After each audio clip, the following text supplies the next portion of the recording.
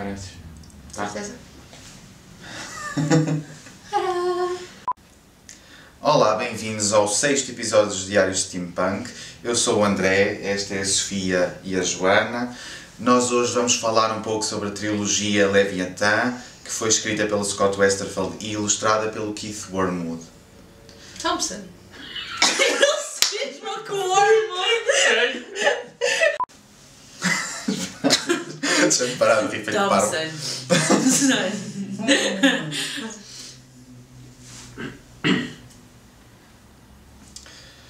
Olá, bem-vindos ao 6º episódio. Não sejam bem-vindos! Não precisa Fiquem dizer o longe! 6º episódio, eu não tenho certeza se é o 6º. Eu acho que é. Ah! É o 6º. Olá, bem-vindos a mais um episódio dos Diários Steampunk. Eu sou o André, esta é a Sofia e a Joana.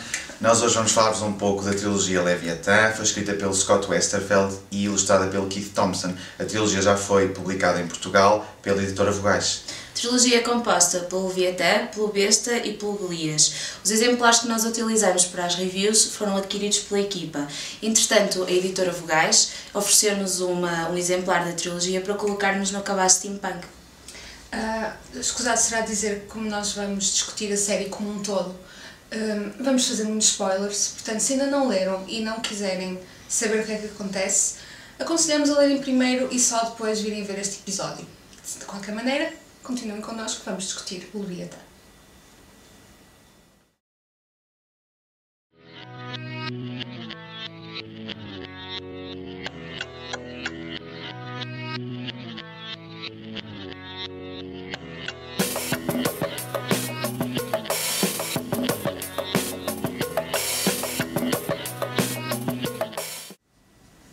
Eu vou então começar por falar do primeiro livro da trilogia, o Leviathan. Ao longo deste livro nós vamos seguir duas personagens, o Alec e a Darin, intermitentemente do ponto de vista de cada uma delas.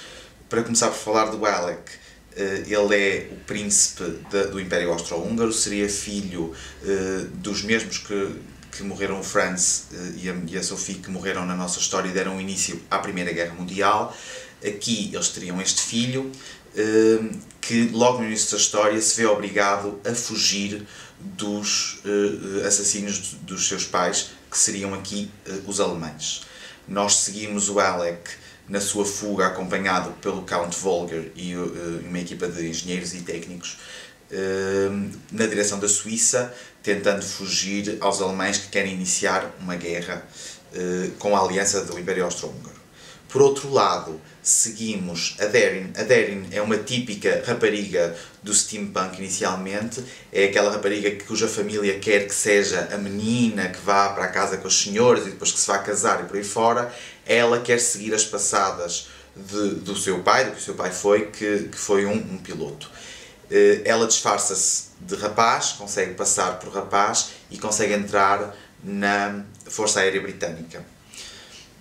Nós vamos segui-la no início, não é? no seu treino, e de repente ela vê-se num problema e é salva pelo Leviathan. O Leviathan, que dá o nome ao livro, é uma baleia voadora, que explicaremos mais tarde, e ela está a seguir o trajeto dessa baleia em direção a Constantinopla.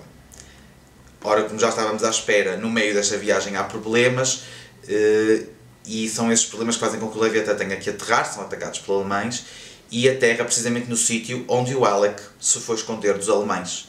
E é assim que eles são encontrados. O Leviathan em terra, sem conseguir levantar, e o Alec e os austríacos, que se veem obrigados a juntar-se aos britânicos, trabalharem em conjunto para conseguirem fugir aos alemães.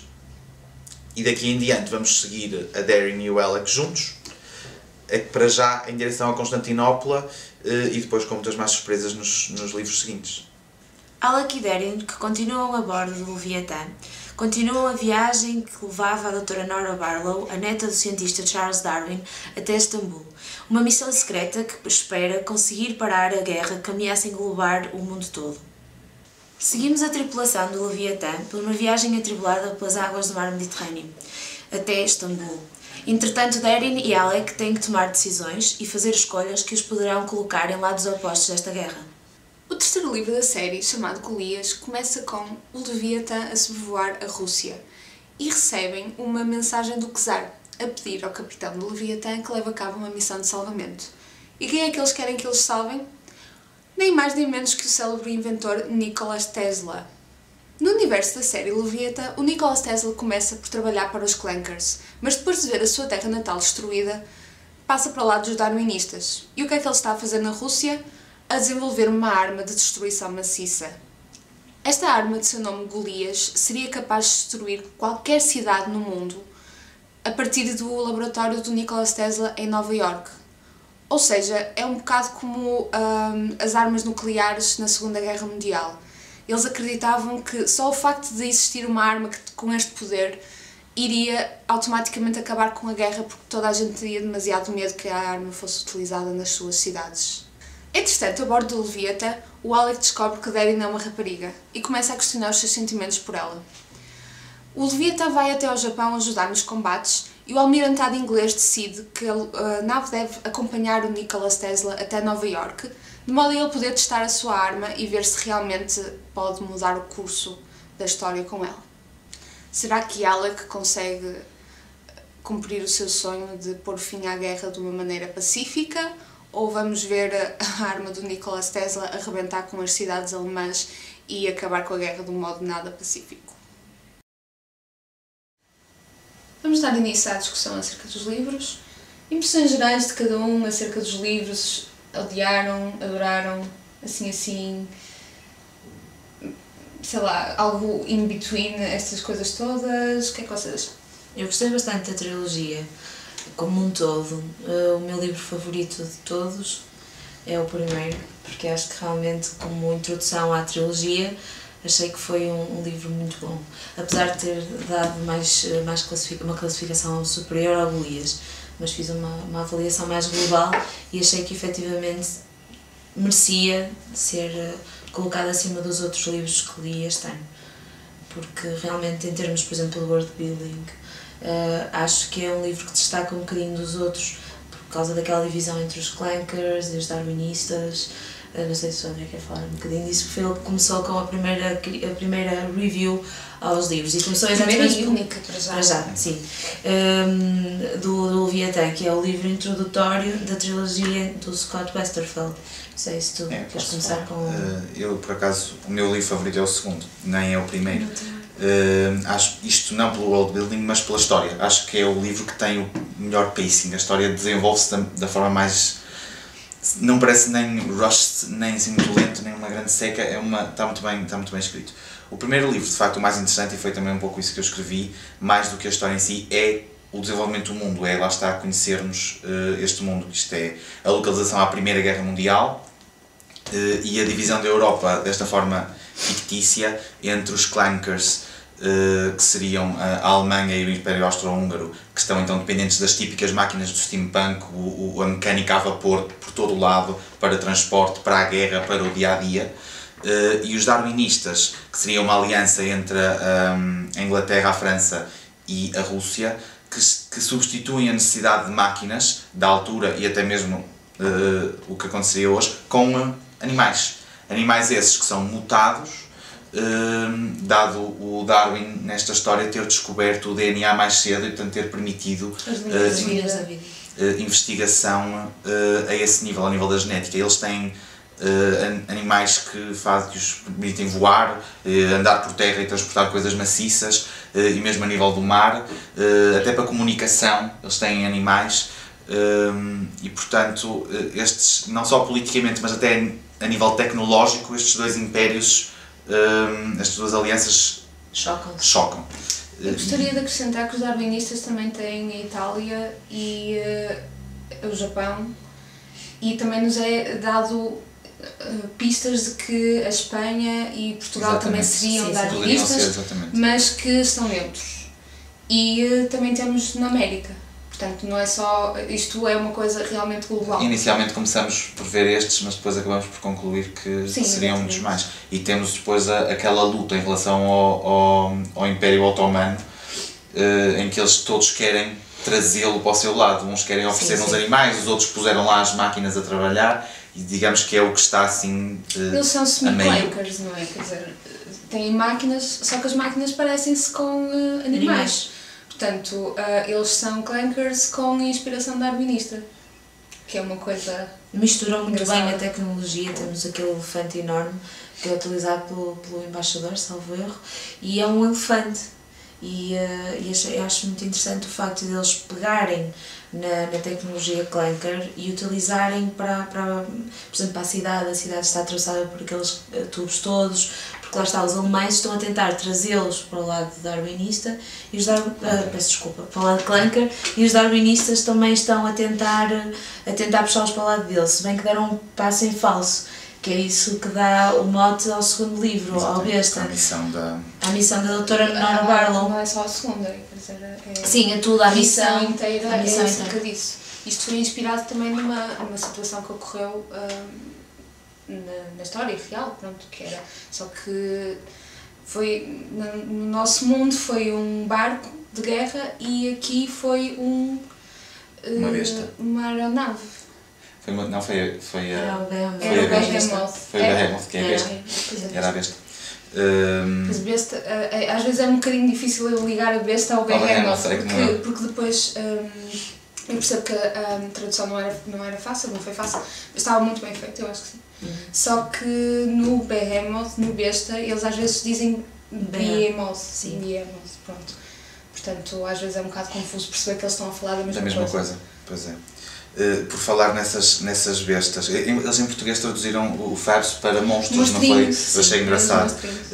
Embora mude um bocadinho a forma como a gente olha, porque monstros têm aquela aparente conotação negativa, nós aqui se calhar lemos, só que monstrinhos é para ficar. E porquê? Porque para quem lê em inglês, e eu li isto inicialmente em inglês, até antes de saber que havia a tradução, Fabs é um termo neutro. Não nos puxa nem para nós gostarmos nem para nós desgostarmos, e então somos... Por acaso eu acho que é fabulous. Mas é fabricated. Mas acaba por nos deixar suscetíveis a ouvirmos a opinião que é muitas vezes dada parte a parte entre o Alec e a Daring, entre os clankers e os darwinistas, uns a puxar, a dizer que são horríveis aqueles animais, aquelas coisas que eles inventam para lá, umas coisas muito demoníacas e por aí fora. E depois os darwinistas a dizerem, não, mas isto é maravilhoso e pelo menos não temos aquele fumo, aquela poluição toda, eles são mas é malucos, aquele barulho todo, nem se consegue trabalhar com aquela barulheira toda. E é muito engraçado nós construirmos a nossa opinião sobre a existência daquelas fabricated beasts puramente pelo que vamos ouvindo das duas partes. E por falar nisso, eu acho que é sempre importante nós falarmos do Leviathan, porque eu acho que provavelmente o maior achievement, digamos assim, a melhor coisa que eu apanhei da trilogia inteira foi a invenção do Leviathan. Aquilo é uma baleia que voa, e que a primeira vez que eu li isto pensei, este está tolo, eu não vou conseguir acreditar, não vai fazer sentido, uma baleia que está a voar, como é que ele vai justificar que ela voa, que eles a levam para onde querem, que ficam não sei quanto tempo no ar. E ele inventou um ecossistema inteiro, bem explicado, que faz sentido. Eu não digo que os pormenores todos que estejam em caixa, eu não sou biólogo, mas que faz mesmo sentido para quem lê. Uma pessoa acredita que ela voa. Uma pessoa acredita que ela voa e que é plausível ficarem lá muito tempo. Ela tem forma de se alimentar com as abelhas e por aí fora tem mel.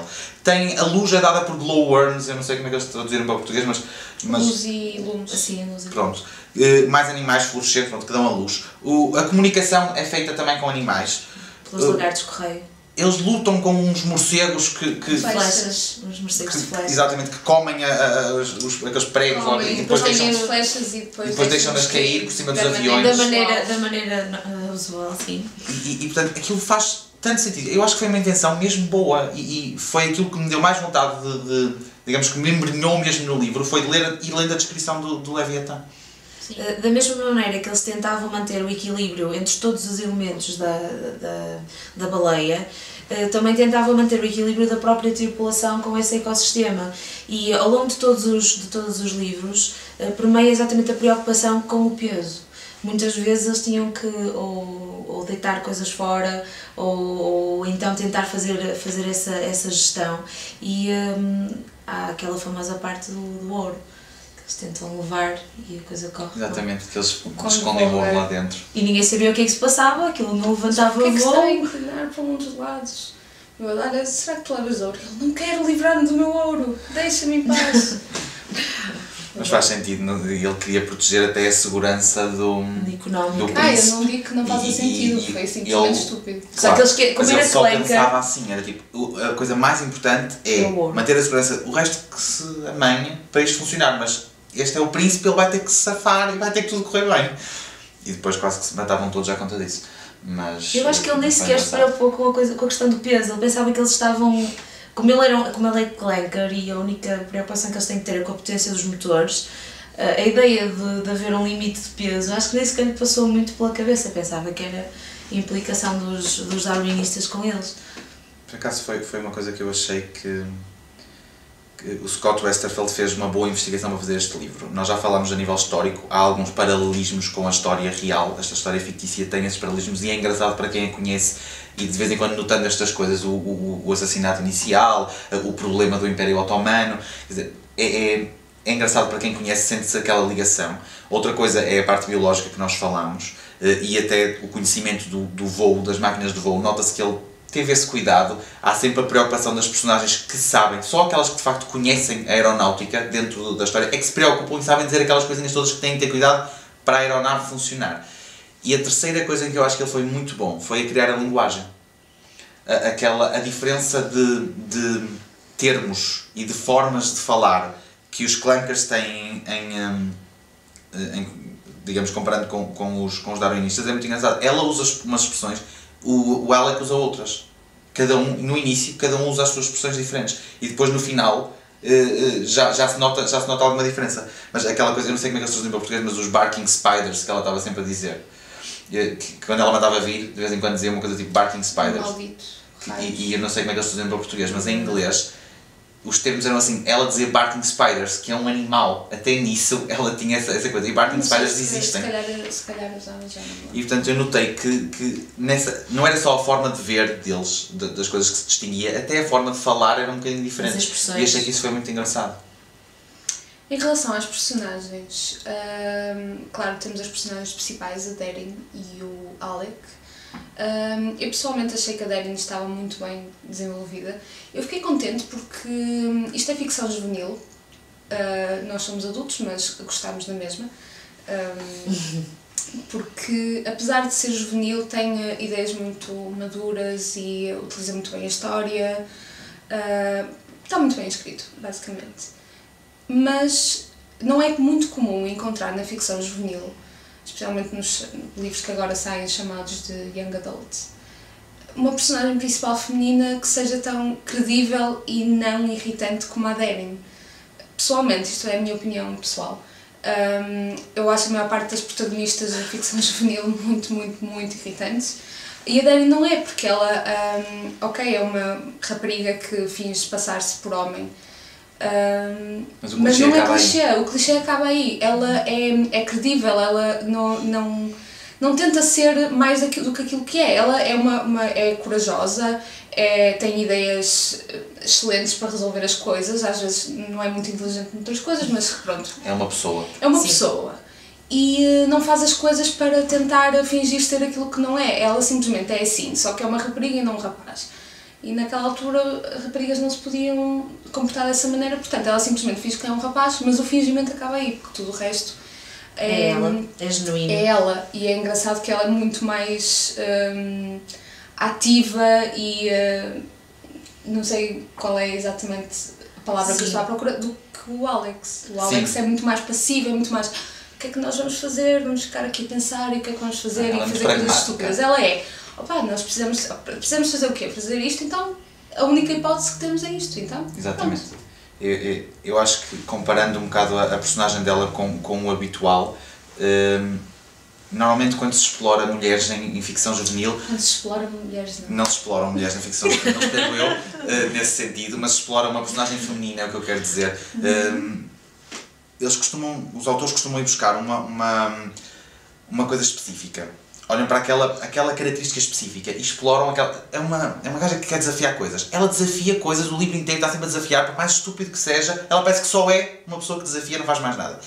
Neste livro, a Darin é o que nós estamos a dizer, é uma pessoa, ela tem coisas boas e más, ela comporta-se de várias maneiras diferentes, ela tem as suas características e nunca nos faz sentir que é, olha, puseram aqui uma mulher para dizer que exploraram a mulher neste contexto. Ela acho que faz sentido. Há uma coisa interessante na Darin, ela evolui, tanto ela como o Alec. E muitas vezes o que se observa em literatura young adult é que aquele personagem tem umas características de início e o autor utiliza essas características, mesmo por vezes não sendo bem aplicadas, até ao fim. Portanto, aquele personagem é estanque do princípio até ao fim. Por exemplo, nós vemos o Alec e a Darin influenciarem-se um ao outro. Exatamente. Da mesma maneira, o Alec, lá está, no início era muito passivo e a Darin era muito ativa e atirava-se à luta. E muitas vezes o Alec comentava no monólogo interior a dizer que a Darin era o rapaz que ele gostaria de poder ter sido. Exatamente. Se não fosse príncipe, ele gostava de ter sido o rapaz que a Darin é, que ele chamava-se Dylan e era assim que se estava a tratar. E eu achei bastante interessante Por acaso. Portanto, elas evoluírem, eu sinceramente acho que é, como tu tinhas dito, uma marca de um bom escritor, não propriamente de uma coisa estranha numa ficção juvenil, aliás, porque são jovens, é suposto evoluírem, crescerem. Mas eles também são credíveis para a idade que têm. Eles realmente funcionam como jovens de 15, 16 anos. Portanto, às vezes fazem coisas que não fazem sentido nenhum. Mas, de qualquer maneira, acho que são personagens inteligentes e personagens credíveis. E eu acho que teria gostado imenso de ter lido isto quando era jovem. E acabas por continuar agora, não é? E agora gostei da mesma, mas estou a dizer quando me poderia realmente identificar com a Darin, em especial. Acredito que Porque sim. depois aparece outra personagem que é a Lilith, que é a filha do Zavan, que é pronto, um dos rebeldes de Constantinopla, que eu achei que era a típica personagem feminina, feisty, e que tenta mostrar que realmente é melhor que um homem e que passa a vida a dizer porque vocês são todos uns estúpidos, porque se quer alguma coisa bem feita sou eu que tenho que a fazer, e eu acho isso muito irritante. É muito exagerada, não é? Mas eu acho que foi de propósito, não é? Caricatura. Ele pôs aquela mulher e tu acabas por compará-la com as outras personagens femininas e ficas a olhar para ela e Porque a pensas... Darin acha, tipo, epá, tem calma. Exatamente. E é isso que tu sentes em relação a ela, tipo, rapariga, menos um bocadinho. Um bocadinho menos histérica, por favor. Comparando com ela, por exemplo, mesmo para além da Darin, na Dr. Barlow, também é uma personagem feminina que eu gostei imenso. Aliás, eu gostei das personagens secundárias. Isto é uma coisa que eu, por acaso, achei que ele também fez E o bem. Conde Volgar também era O Conde Volgar e a Dr. Barlow foram muito bem desenvolvidos. São personagens que interessam, que tu ficas com curiosidade em relação às histórias deles. Não é só da forma como eles complementam a história principal, é tu queres saber quem eles são, tu queres saber o que é que eles vão dizer a seguir. Tanto um como o outro, e eu achei que isso também foi muito bem desenvolvido ao longo da história. A Dr. Barlow também lá está, é aquela típica mulher que já fez aquela transição, já está acima da sociedade básica, não é? Ela já tem uma certa influência por ser neta do Darwin e portanto já tem outra possibilidade de ser outra coisa. Ela estudou, ela é absolutamente brilhante, ela faz investigação, ela tem aquilo que ela diz, aquilo que ela faz, pode mudar o curso do mundo, porque ela é uma das pessoas que está no topo da investigação daqueles animais, e aqueles animais no fundo são metade deste mundo.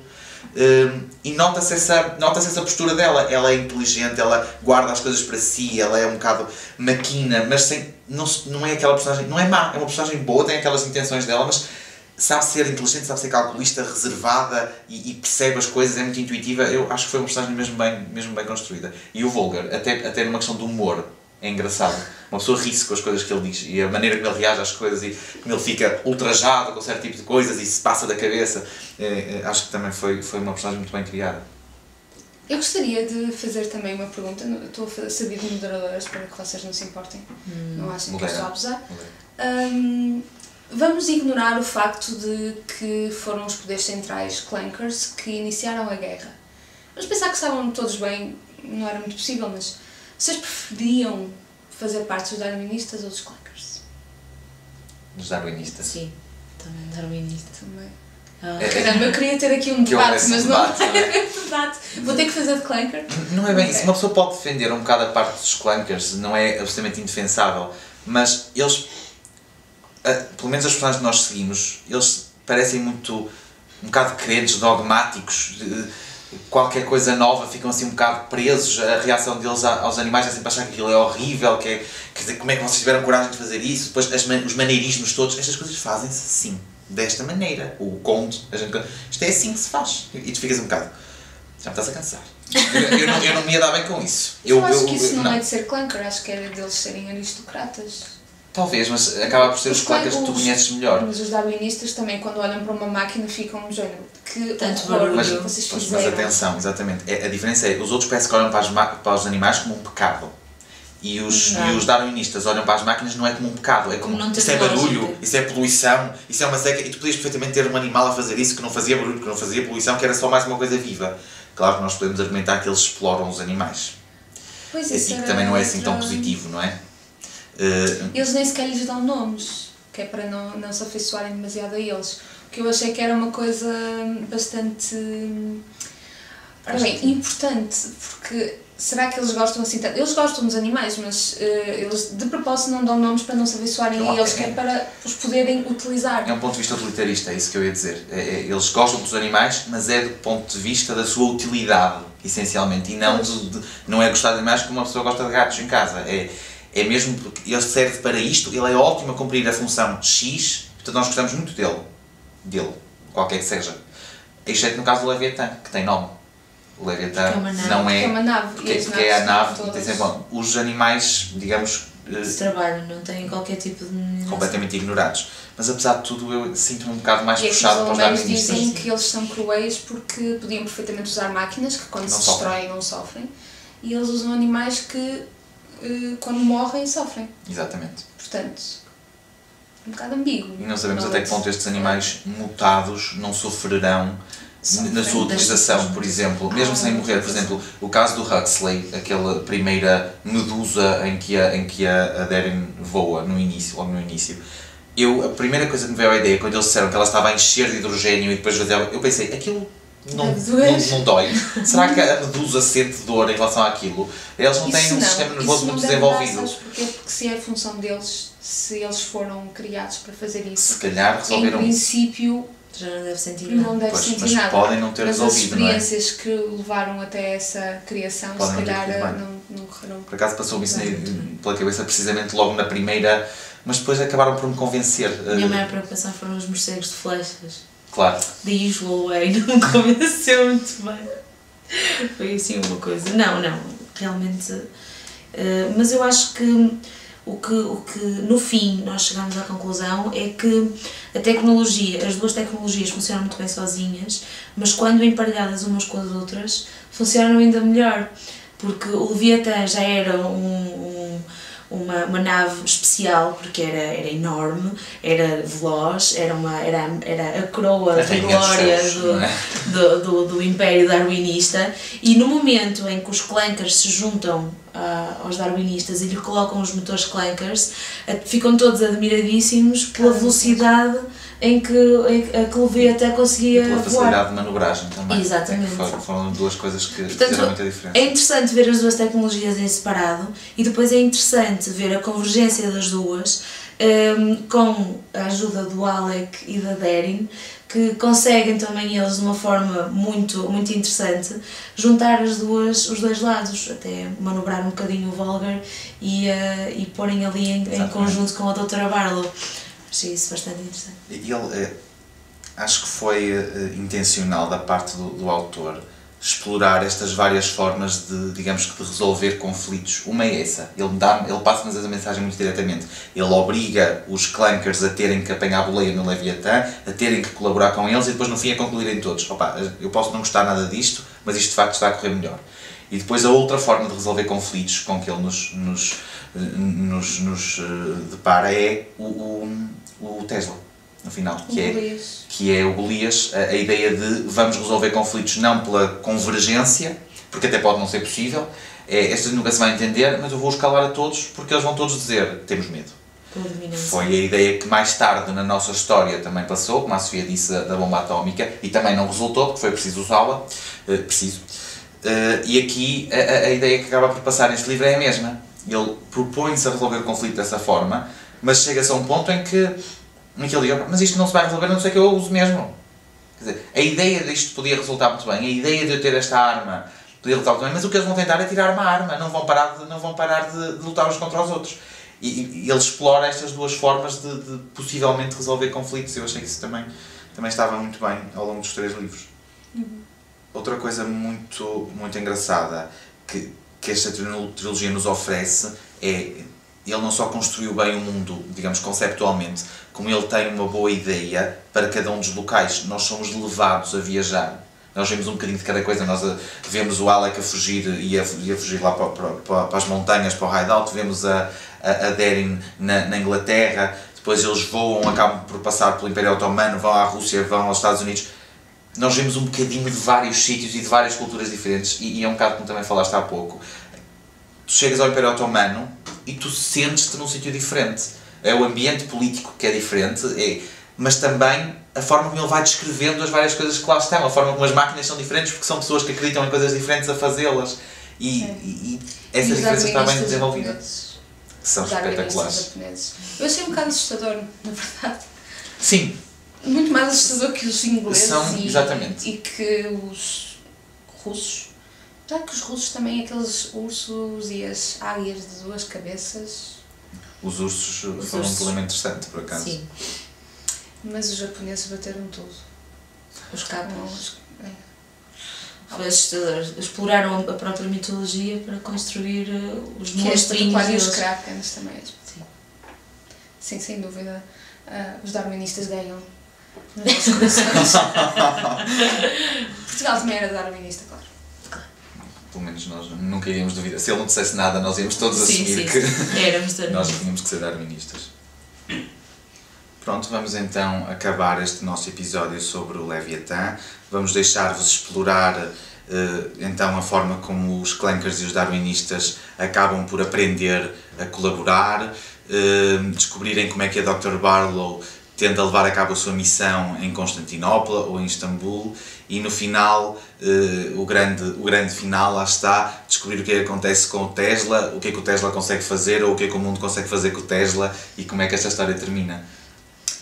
É isso, e depois de lerem, deixem-nos um comentário a dizer darwinistas ou clankers. O que é que vocês preferem, o que é que vocês prefeririam ser e porquê? Vamos ver se toda a gente tem a mesma reação que nós ou se há clankers por aí. Pronto, nós depois vamos também escrever reviews acerca dos 2 livros que faltam. A Joana vai escrever acerca do Besta e eu vou escrever acerca do Golias, que é um nome muito giro também, achei engraçado. E pronto, deixem-nos a vossa opinião, leiam a série Leviatã que vale a pena. Obrigada, até ao próximo episódio.